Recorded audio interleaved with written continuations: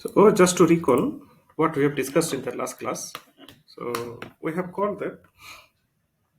discussed that there are functions for which we have more than one independent variables. For example, z is a function f of xy. Here is also z is a function of f of xy. And for this type of functions, we can see our domain and the range also. Similarly, we can have a three variable function. This is a dependent variable. There can be three independent variables. Not only that, we can have functions. Y can be y equals to f of x1, f of x2, x3, f of xn. N variable functions can be there also. This can be generalized. So we are discussing the two variable case, and most of the case we'll talk about three variable case. And we can say that this is a we can generalize the concept into up to n variables. The same concept. So we have seen what is the limit for a function of several variables. The meaning of that, okay, limit x comma y goes to 0. This is also written as, this can be also written x goes to 0, x goes to x naught, and y goes to y naught. Both can be written. It is similar writing this way, limit in this way. So if the functional value, it is not functional value, we say L is the limit of this function if these relations are satisfied. This is analytical definition. But for a particular function, you know that in order to calculate the limit, we can just substitute the value. For example, if f of xy,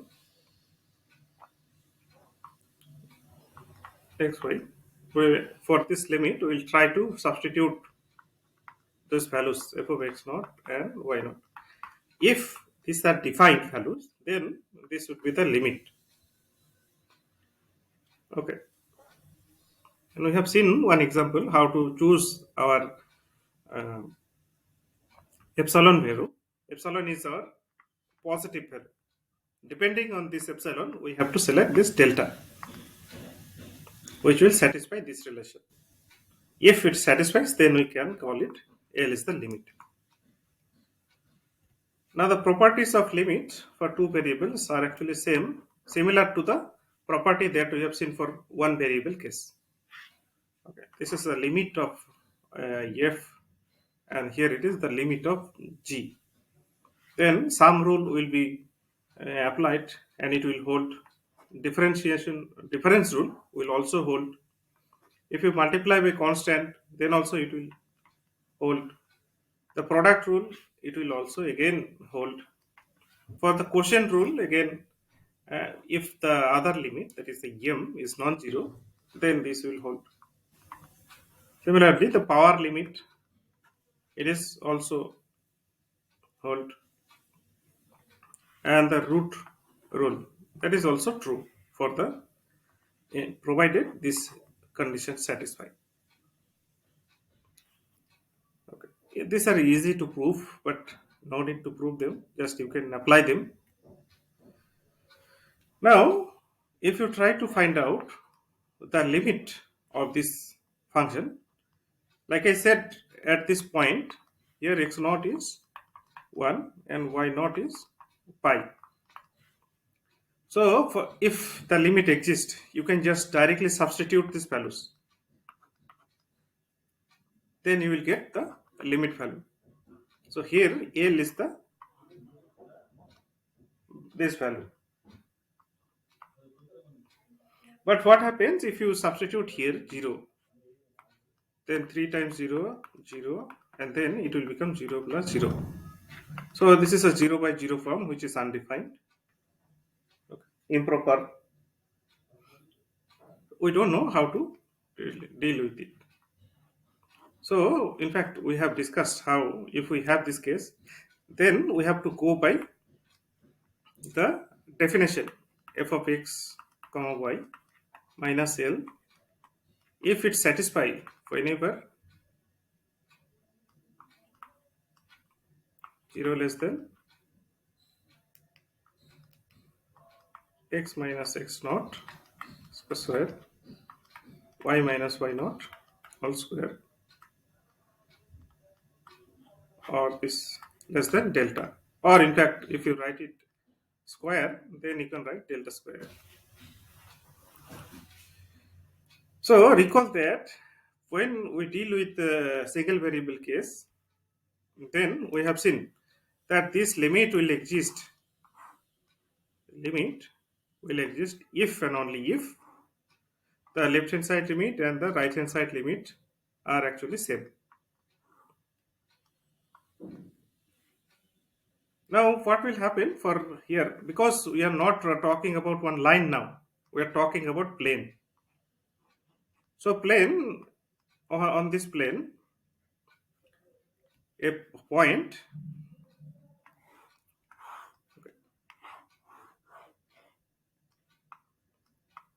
x naught and y naught, this is a given point.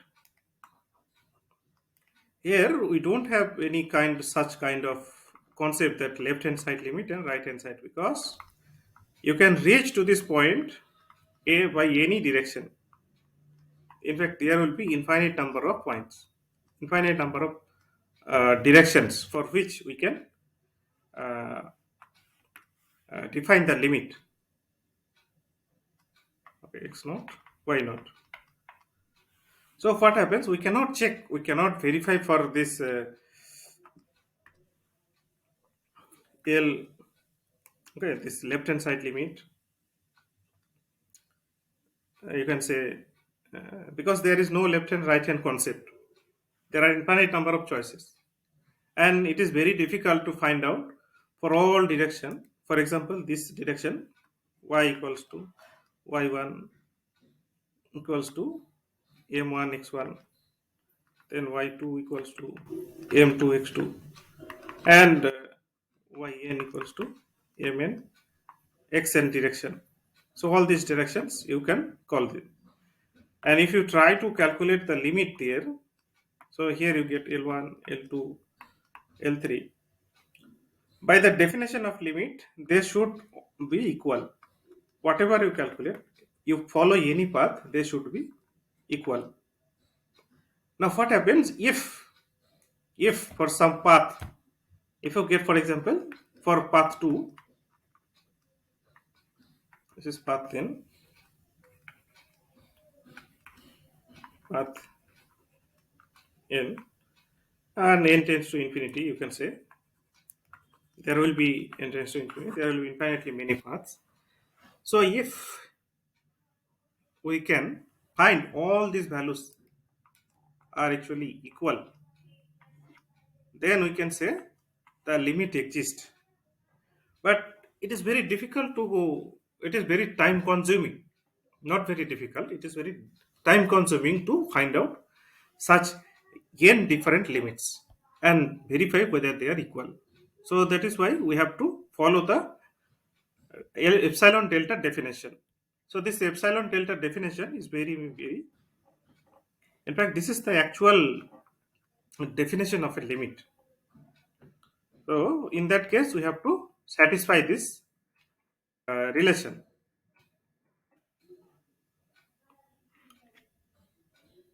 Okay.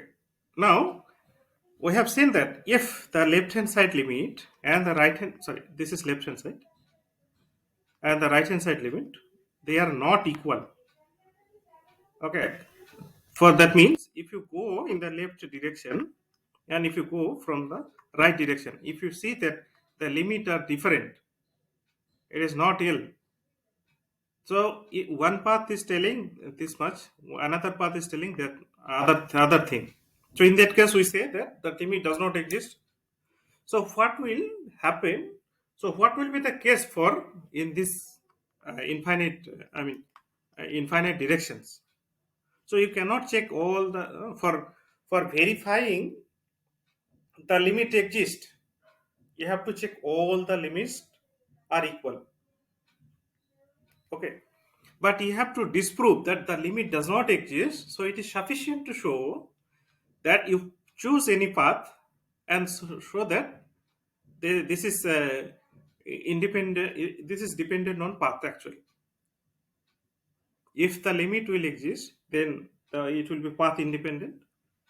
Whatever path you follow, that should be equal. But if it is path dependent, then it will be sufficient to disprove the limit does not exist. So we'll see some examples, then it will be more clear. Okay. So this is the case I have explained. So what will happen for this case?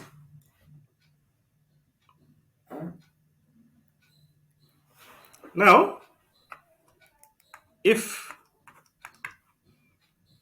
you select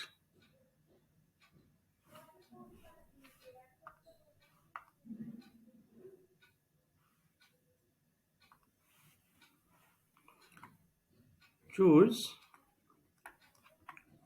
y equals to mx, choose this path,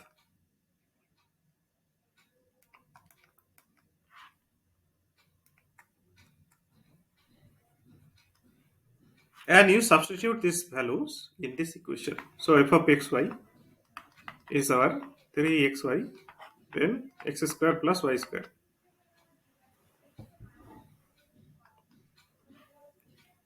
So if you substitute f of x comma mx, then you will get 3x, then mx, and then you have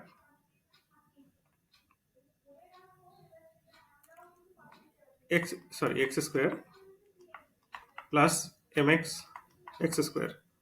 So this is giving us the case that, so 3m x square divided by x square times 1 plus m square. So 3m divided by 1 plus m square we are getting. Now if you try to look at the limit x comma y goes to 0 comma 0, and if you try to find out the limit for this case, so f of xy, which is nothing but limit x comma y, x, for example,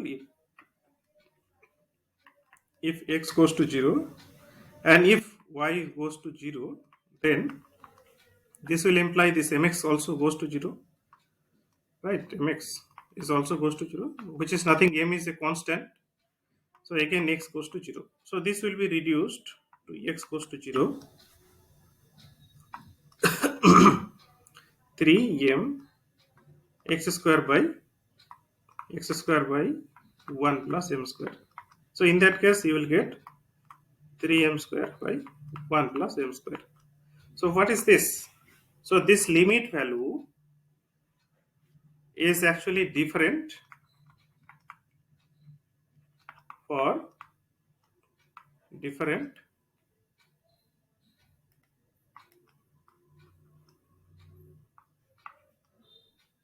the limit is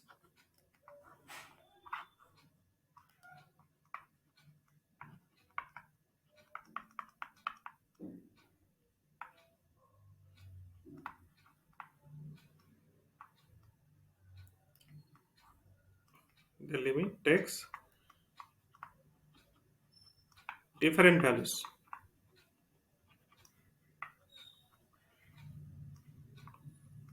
for different choice of m.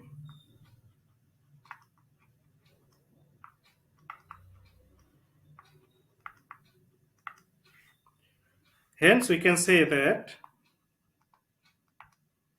the limit does not exist.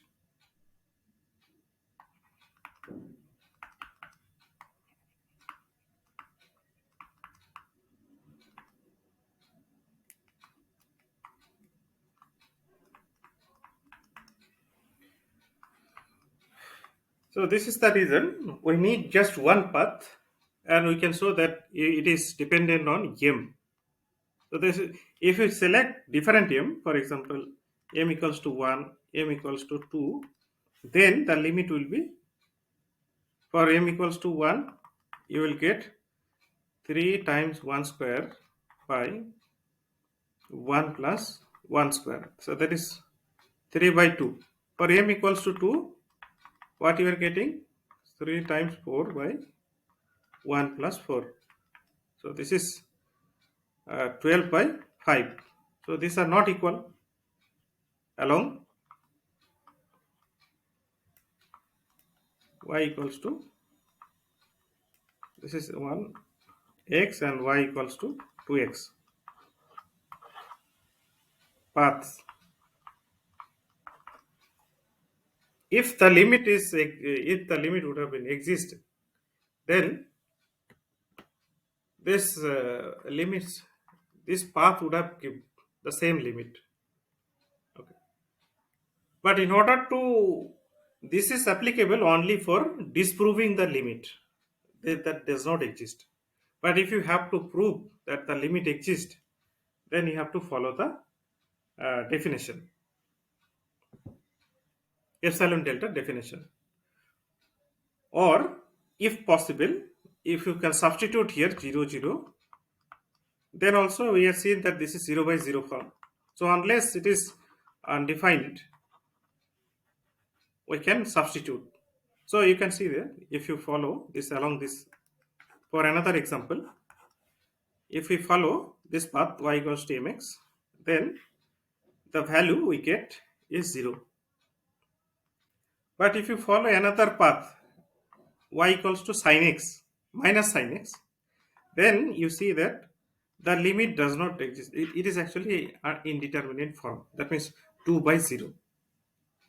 Okay, so that is why it may be 0 for some case. It may not give you in terms of m. It is not giving you in terms of m. But you can follow some other path for which you get a different value. Since these two values are not equal, so we can say that this limit does not exist.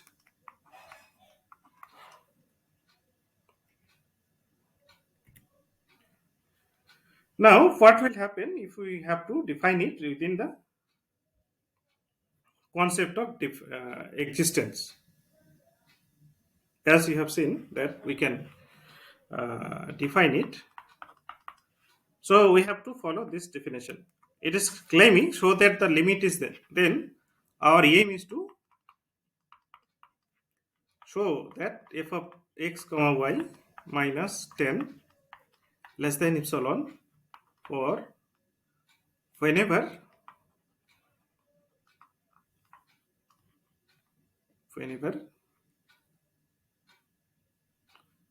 0 less than x minus 2 y minus 1 and this square less than delta, where epsilon greater than 0 and delta depends on, delta is also 0, greater than 0, depends on epsilon. So if you just write it, that means you have to write in the proper way, f of xy. So this is, so let us write here f of x comma y is 10. This is nothing but 3x plus 4y minus 10. This can be written as, in terms of this form, let us write, because our points are given, so we have to look at here also. Okay, so we have to write it in terms of, suppose x minus 2 you write, and you have to make a balance and also you have to write 4 minus y minus 1 for it, not for y minus 1 you have to take. So you have to match 3x. So if you write here 3, then it is becoming negative 6. So for that we need to balance it. So negative 6, if you write here 10, so yeah, so here negative 10 is there. So this 10 is converted into minus 6 and minus 4. So minus 10, negative 10 is there. Okay. So we have to put in the, we have to look at the target also. So this is our target, that whenever we have select this condition, then this should be less than epsilon. Okay. So in that case, what you have to do is, and by the uh, triangle inequality, we know that this is 3 times x minus 2 plus this is 4 times y minus 1. This is y. If you don't know triangle inequality, just search on internet, you will get the idea.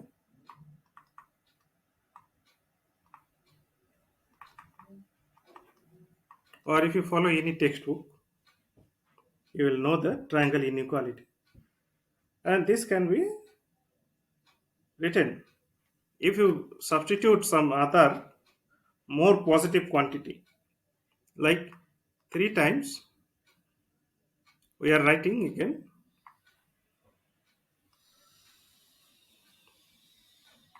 x minus 2.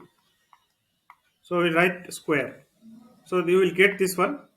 So it remains the same, but we are trying to write a bigger quantity. So that is why we let us write some another positive quantity, y minus 1. So this is another positive quantity, and if you write it in this way, plus you can write the same thing for other portion.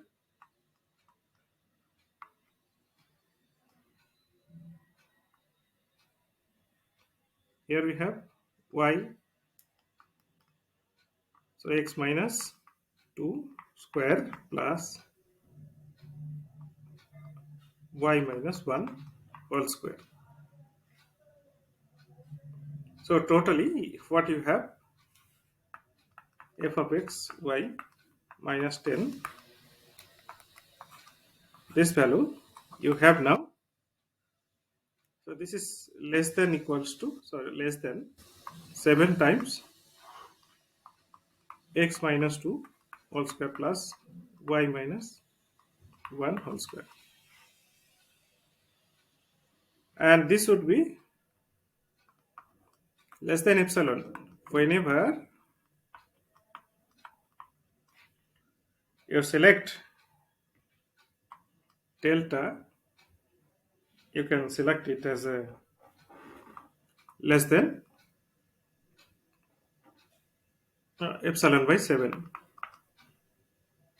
So this is delta square. If you select it, or you can write it. You remember the definition was, whenever we have 0 less than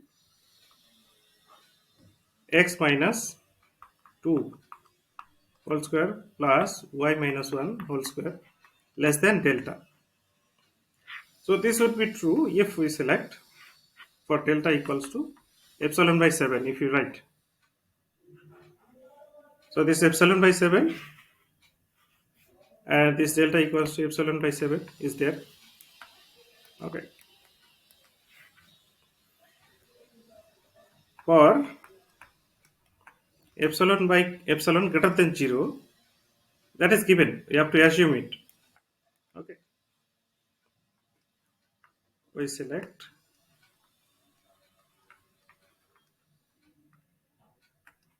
delta equals to epsilon by 7. So in that case, what will happen? So this would be 7 times epsilon by 7.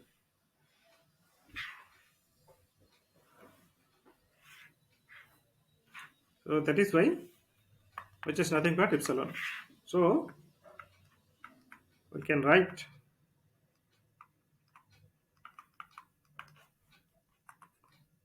f of x comma y minus 10 is less than epsilon whenever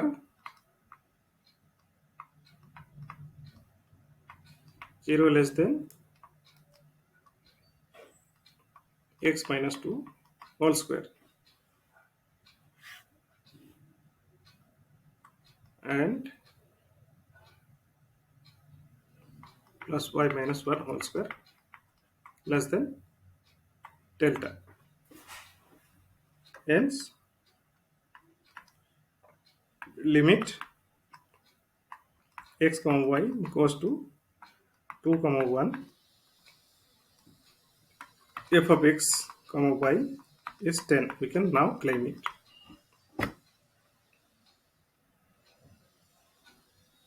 Up to this, any doubt?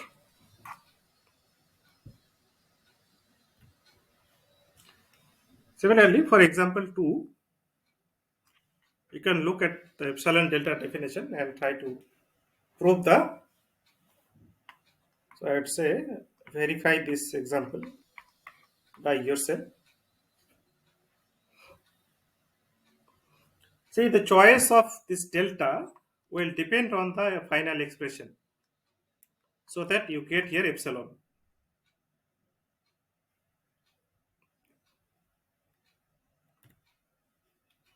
So these are the practice problems for your. So try to verify also.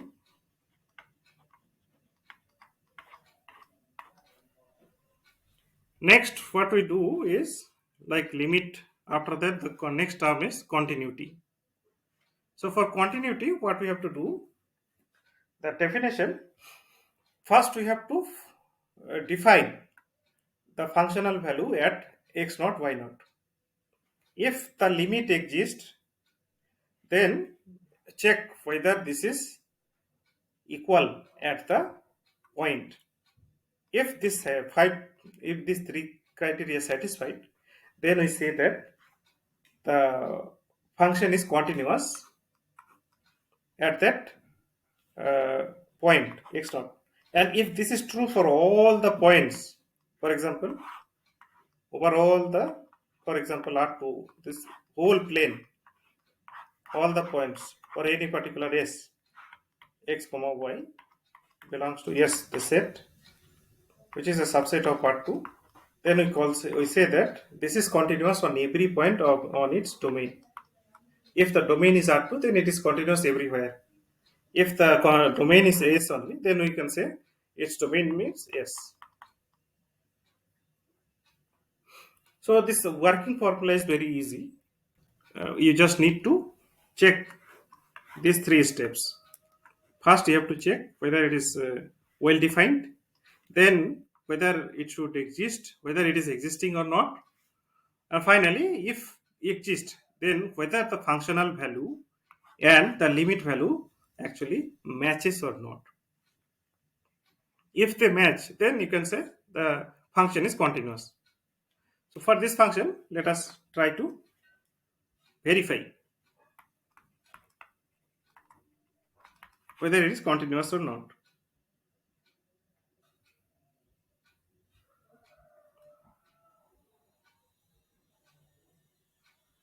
So how do you do that? So step 1, what is that? To verify the well-definedness. The function is well defined. It is not becoming infinity or 0 by 0 form or anything. Defined at, okay, discuss the continuity of the fx at 0 0. Okay, the question is not something is missing, so this missing part is verify the continuity at x equals to 0, because we have included the value as 2. If you put 0 here, 0 here, 0, then it becomes 0 by 0 form. But in order to avoid this situation, we have included that it is 2 when both are 0. So now next step 2 is verify the limit. So limit x comma y goes to 0 comma 0, and this is x by 1 plus x square.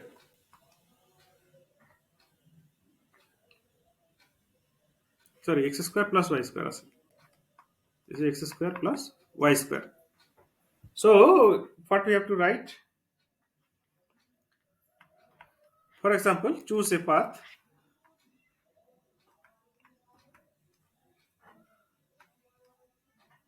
Verify whether it does not exist or exist.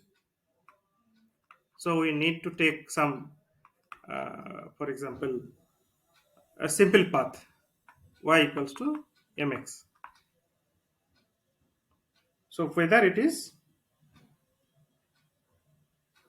is correct or not. Okay. So as x goes to 0 and y goes to 0, you will have only together this is x goes to 0. Okay, again. So this is limit x mx goes to 0 comma 0. Then you will get y x, here you get x. So x square plus m square x square. So from here you get limit x goes to 0, and this is 1 divided by x square, and numerator you have x, in the denominator we will get x. So x gets cancelled, so 1 plus m square, which is nothing but 1 by 1 plus m square. It depends on m. So this is dependent of m, that means the limit, yes, right, thank you, root over m square, yes, right, the limit does not exist,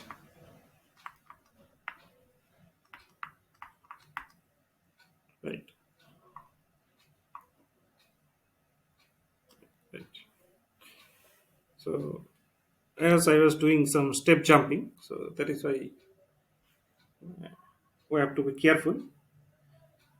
So the limit does not exist, so there is no question of continuity, hence not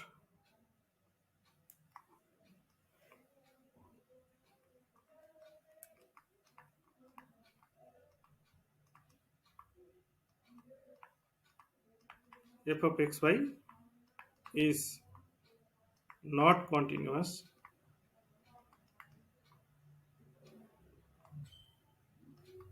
at 0 comma 0. It may be continuous elsewhere, it may be continuous at other point, but not at the 0 point, not at the origin.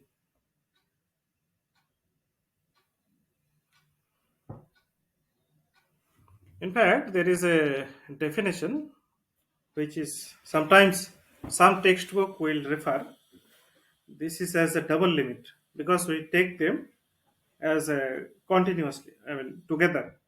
For example, limit x comma y goes to a comma b fx comma gx, f of x y. Okay, the same thing, it is also can be written as limit x goes to a, y goes to b, and f of xy. This is equal to some another new limit that is called limit x goes to a and limit y goes to b. So f of x comma y, or it can also be written as limit y goes to a, sorry, y goes to b, and this is limit x goes to a this is f of x, y. In fact, there is a name for this case. Let me just rewrite. These are called double limit actually. Some textbook will refer them as double limits.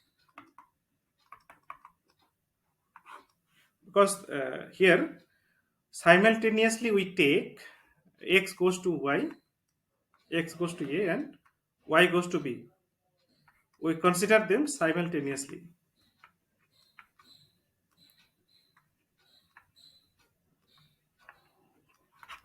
But in this case, they are called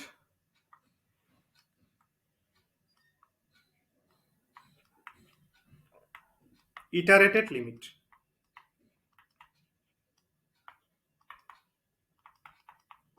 In fact, it can be shown that this iterated limit and this double limit, if they exist at that point, they will be equal. So that is why we can write they are equal. The meaning of this iteration means one after another. So first you make it as a outside, and then first you apply this one. After that you apply this one. Similarly, you can apply x first and then y in the latter. Whatever may be the case, if the limit exists, then this iterated limit and the double limit will be equal. Okay? Exist.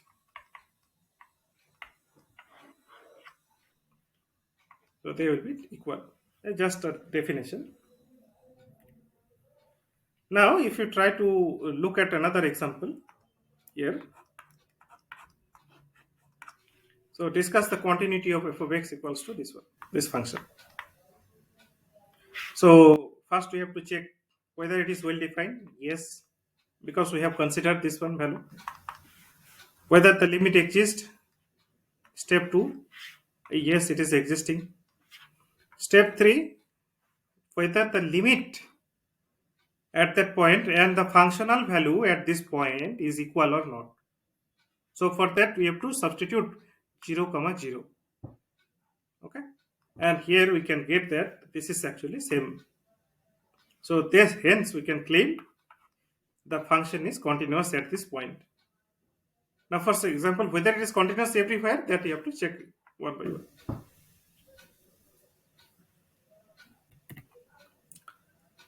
So this function is actually continuous everywhere. If you take some graphical tool help, then it may look like of this form, sine and cos together.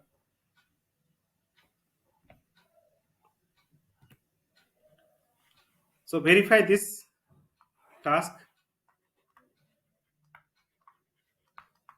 So once we define limit and continuity, the next definition comes to mind. That is the derivative. What will be the meaning of derivative for several variable case? So just to recall one more time, the rate of change, the derivative means rate of change of a variable with respect to some another variable. So it can be positive, it can be negative, it can be zero also. When it is zero, then we say that it is parallel to some axis. The tangent of that curve at that particular point will be zero. So now we want to juxtapose this situation in case of several variable case. So for several variable case, we have a function like this. And if we try to calculate the variables, okay, so here you can change the rate of change with respect to t and with respect to I are actually changes. As you change the point of interest, that is this black dot point, if you think about it, okay. So if you change, now you look at the point, as x comma y changes these values, at the same time the rate of change, its value is changing. In this case, both are negative actually for this particular function, but we have seen that there can be positive, there can be negative, there can be zero also, depending on the situation. But this is one special case where both, I mean, the rate of change of age with respect to t and I, both are actually negative in this case. So if you try to define formal definition of a partial derivative, then you can explain it in this way. So we call it sometimes I call it a Dale rotation. Okay, Dale. This is delta. Okay, sometimes called partial. In fact, partial derivatives. Okay. Now that means we have to check the rate of change with respect to x variable with respect to y variable. So two variables we have to check. So that is why when we think about the rate of change with respect to x, then the rate of change from here x, this is x naught y naught. If you go in this direction, for example, if you move h direction here, what you can see, y is not changing its position, so it is fixed there. So that is why whenever we take with respect to x, that partial derivative with respect to x, then the tangent will look like of this form. It will change of this direction. As you change the direction, it will the tangent line will be of this form. Again, if you remember the definition of a derivative, dg dx, if you remember, limit h goes to 0, the ordinary differential, this is ordinary derivative g of x plus h minus g of x divided by h. So that was ordinary case. Now we have partial derivatives. So here we introduce the derivative of a several variable function. So in that case, we have to define first partial derivatives. So partial derivative with respect to x at the point x naught y naught. So this is the continuous, actually complete sentence. Similarly, here we know that the derivative of g, derivative of g with respect to x at some point, right? At some x a comma b, or for example, at x equals to some a at a. Let us write at a. So that was ordinary derivative. So we'll juxtapose the situation here. Because we have two variable, so we will not use a d notation. D for ordinary differentiation. So del we will use the del notation. Del for partial derivatives. Okay. So the concept is same. Okay. The rate of change with respect to x. This is rate of change of f of x comma y with respect to x here. Similarly, we can define the rate of change with respect to, okay, for a fixed x, we can change the value of y in this direction.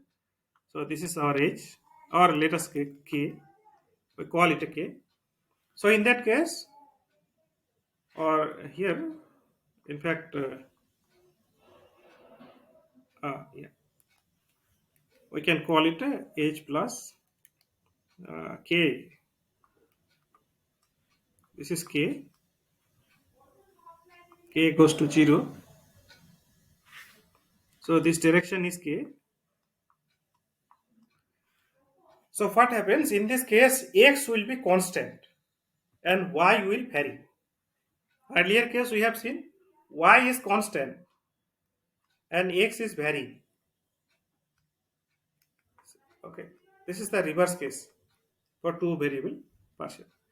So if you try to look at the tangent lines and the slope at that point, as you know that derivatives are nothing but the slope of the tangent at that particular point. So the tangent line, if you draw along this direction, the tangent line here, the slope will be the partial derivative at that point with respect to y.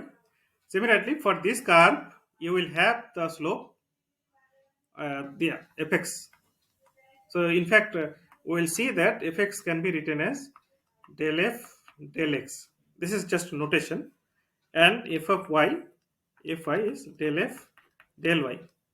This is a short form of notation, like we have defined that y dash y1 y2 like y dash y dash y double dash in this case. So the same notation we'll try to use here.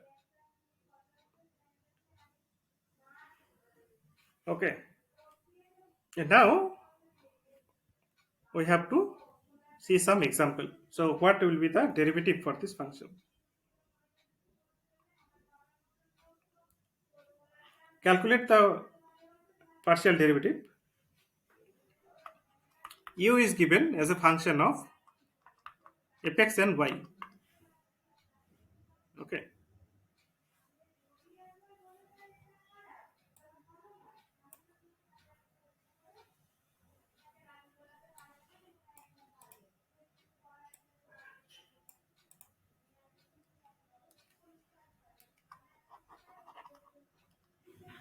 so here we need to calculate the derivatives. X into du dx del u del x plus y into del u del y. So we have to find the value of this function. So for that we need to calculate. Let us calculate u is given. So then using partial derivatives,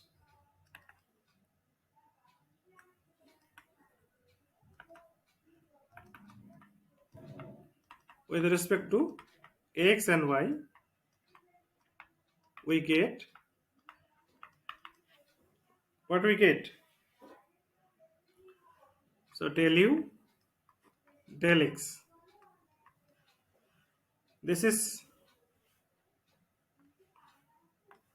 del x sine inverse x by y plus tan inverse y by x. So you will write it. In fact, the summation formula will work. Addition of two derivatives. So del x sine inverse of x by y. Okay, you can apply it separately. Del x tan inverse of y by x. Next, you get. So for this, remember y is constant here.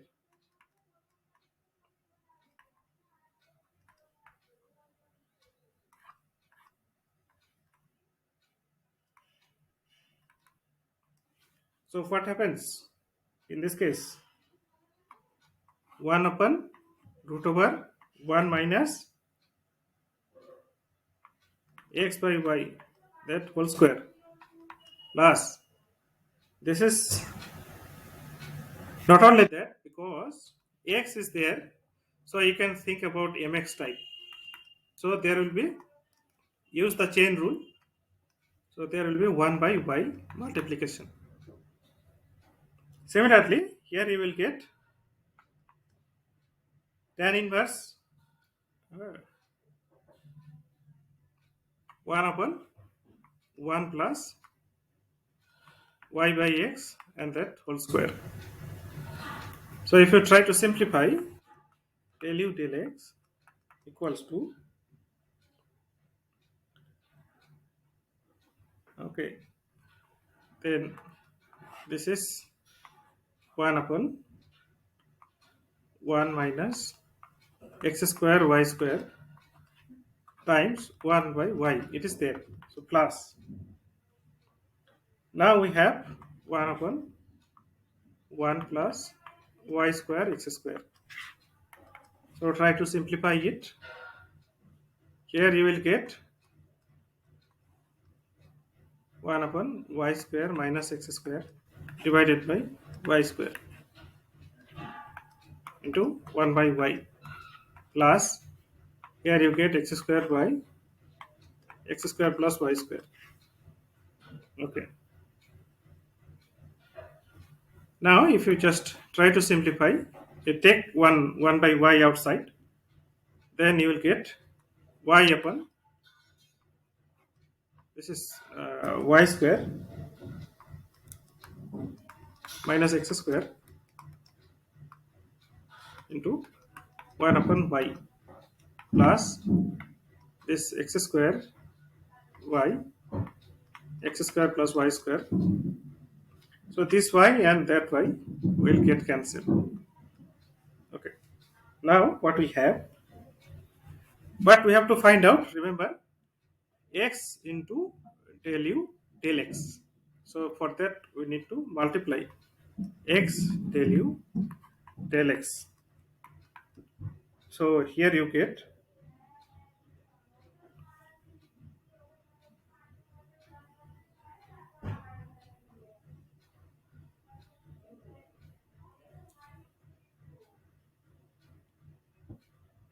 in fact there is a mistake.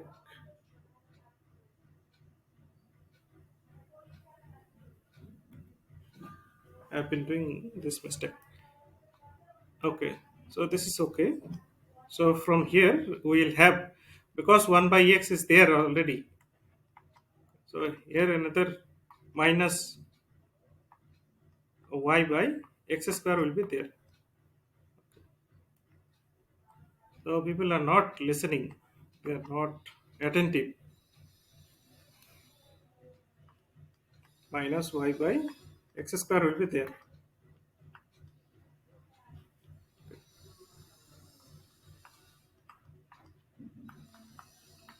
So this one gets cancelled.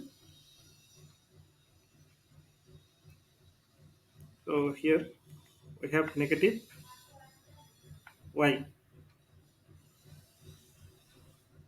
So for this case, what will happen if we multiply with x?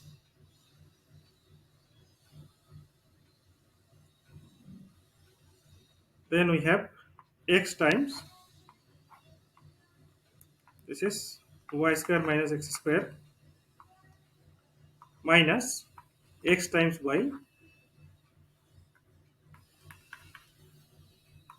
x square plus y square. Let us call it 1. Okay. Similarly, we will get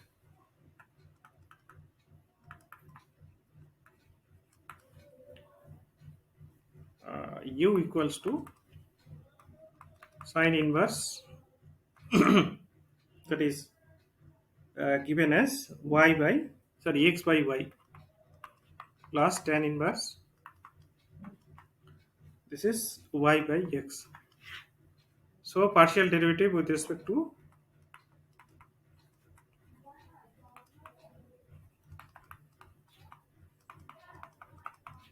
y, we get del u del y.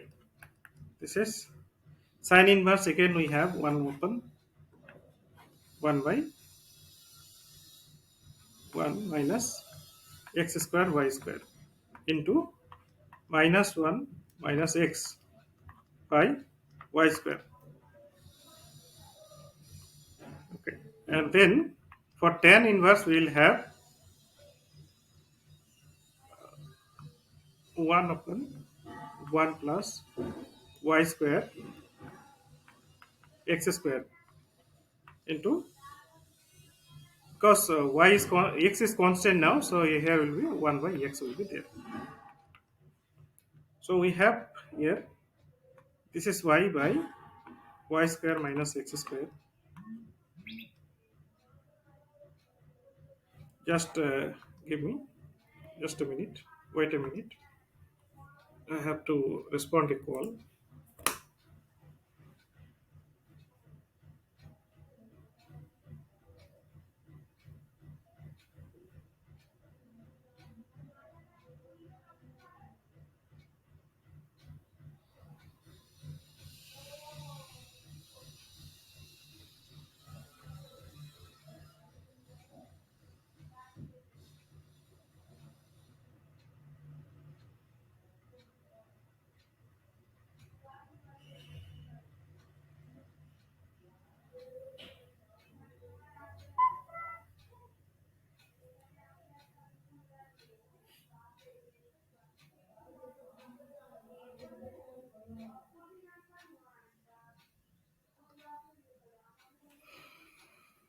Okay, so what we have to do is now.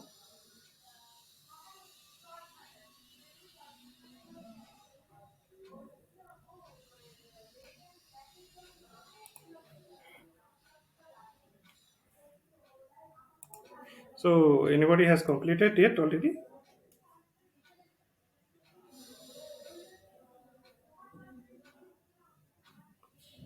Okay.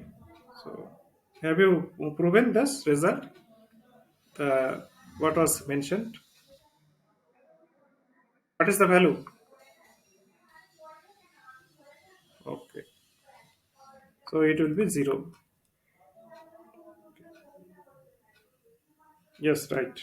That is 0.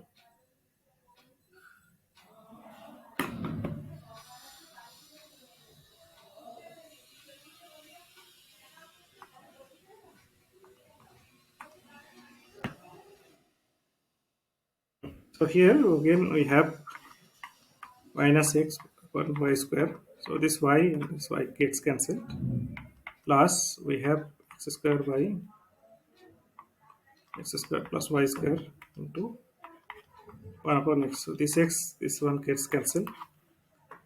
Finally we have minus x upon, so y is also there, y square minus x square plus 1, so x upon x square plus y square. Now we have to multiply by y. So y times del u del x del y. So this is minus x into y. Oh, this y gets cancelled. So this is x. Okay, so here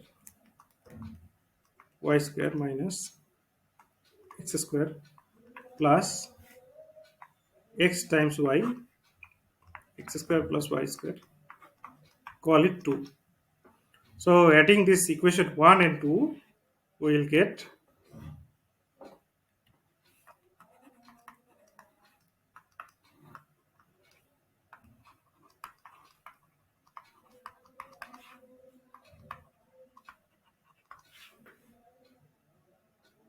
what we get, x del u del x plus y del u del y equals to, from 1 we get this x upon y square minus x square minus xy by x square plus y square. And now we are getting plus, we have negative x y square minus x square plus xy upon x square plus y square. So this one gets cancelled, this one and this one gets cancelled, so we have 0. So that will be our final answer. Now in this way you can, computation is very important, I mean very traditional way, but the concept is very important. Okay, that, so for this example 2 you can verify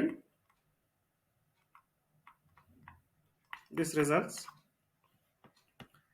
And then we have, if we have polar coordinates, Then also we can find the derivatives also. So verify also this one. So these two are practice problems. Try to verify also. I will stop here today, and as I'm having some official work, I have to go to department now. Okay. So we'll start with the next topic, that is higher order partial derivatives. In the next class, we'll discuss this one, and then we'll try to some look at some examples and then other things. Yeah.